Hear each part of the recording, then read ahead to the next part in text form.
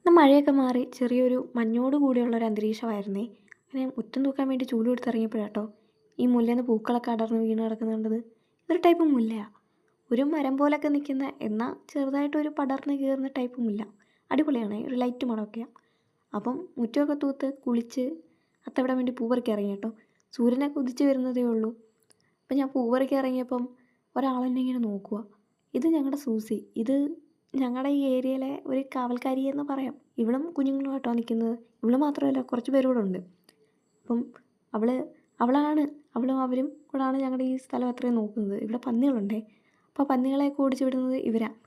അപ്പം കുറച്ച് പൂക്കളൊക്കെ പറിച്ച് ഞാൻ ഇങ്ങനെ ആലോചിക്കും, എൻ്റെ മനസ്സിലിങ്ങനെ പൂക്കളൊക്കെ പറിക്കുമ്പം ഇത് എങ്ങനെ ഇന്ന് ഏത് രീതിയിൽ അത്തവിടണം, അല്ലെങ്കിൽ ഈ പറിക്കുന്ന പൂക്കളൊക്കെ എങ്ങനെ ഇടണം, സെൻറ്ററിൽ ഏത് പൂ വയ്ക്കും, അതൊക്കെ ഇങ്ങനെ ടെൻഷൻ അടിച്ച് മനസ്സിലിങ്ങനെ പ്ലാൻ ചെയ്ത് നിൽക്കുവാണേ. എന്നിട്ട് കുറച്ച് പൂക്കളൊക്കെ പറിച്ചു.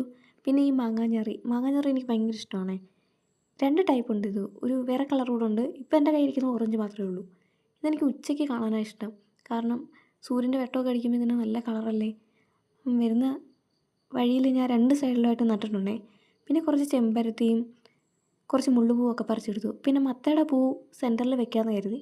അങ്ങനെ മത്തയുടെ പൂ പറിക്കാൻ ഇറങ്ങിയപ്പോഴാട്ടോ ഞാൻ ഇങ്ങനെ പേടിച്ചിരിക്കുക. കാരണം ഇന്നലെ ഒരു പാമ്പ് ഇതിനകത്തോട്ട് വന്ന് കയറുന്ന അപ്പുറത്തോട്ടുള്ള മാമൻ പറഞ്ഞു. അങ്ങനെ ഇത് എടുത്തത് വാടിയതായിരുന്നു. പിന്നെ ഞാൻ ഷെയ്ഡിൽ നിന്ന് കുറച്ച് ഈ ടൈപ്പ് പായൽ അതെടുത്തിട്ടുണ്ട്. ഇതാട്ടോ നമ്മുടെ അത്തം. അങ്ങനെ ഇരുന്നപ്പോഴാട്ടോ അപ്പുറത്തെ വീട്ടിലെ പിള്ളേർക്കൊക്കെ ഇന്ന് സ്കൂളിൽ ഓണപ്പരിപാടിയാണ്. ഞാൻ ഈ വീഡിയോ എടുത്തുകൊണ്ടിരിക്കുന്നത് വേറെ ഒന്നുമല്ല, മുള്ളുപൂവിൻ്റെ വട്ടം തേനീച്ചകൾ കിടന്ന് പറക്കുവാണേ, ഈ ചെറുതേനീച്ച. അതാട്ടോ ഞാൻ ഇങ്ങനെ വീഡിയോ എടുത്തുകൊണ്ടിരിക്കുന്നത്. അപ്പോൾ ഇന്നത്തെ വീഡിയോ ഇത്രയേ ഉള്ളൂ. Okay, by.